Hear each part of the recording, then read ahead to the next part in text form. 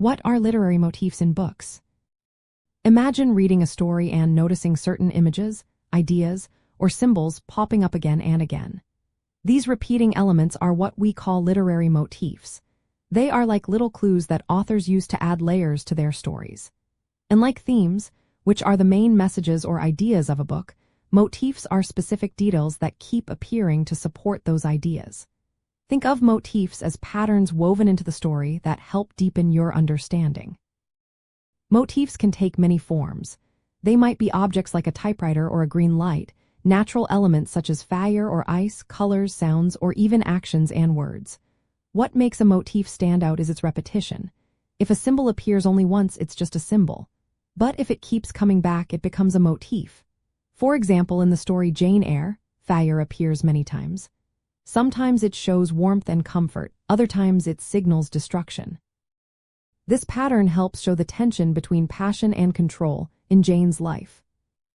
In The Great Gatsby, the green light at the end of Daisy's dock is a motif. It represents Gatsby's hopes and dreams, always just out of reach. In Macbeth, blood is a motif. It begins as a sign of violence but later symbolizes guilt and moral decay. These repeated elements help readers see the bigger picture and understand what the author wants to emphasize. Authors use motifs to make their stories richer and more memorable. They connect different parts of the story, highlight important ideas, and give readers something to notice and think about.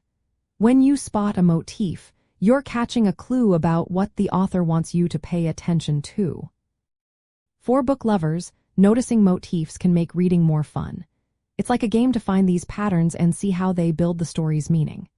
If you enjoy stories about journeys, you might look for recurring images like roads, paths, or travel. Recognizing motifs can also help you pick books that explore similar ideas in different ways.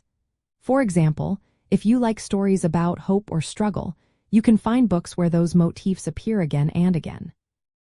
Talking about motifs with friends or in book clubs can spark interesting conversations.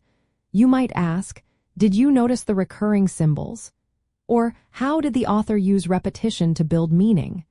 This makes reading more interactive and helps you connect more deeply with the story. To sum up, literary motifs are repeated elements that carry symbolic weight in a story. They are not the main idea but support and deepen it. Spotting and discussing motifs can make your reading experience more engaging and help you discover new layers in your favorite books.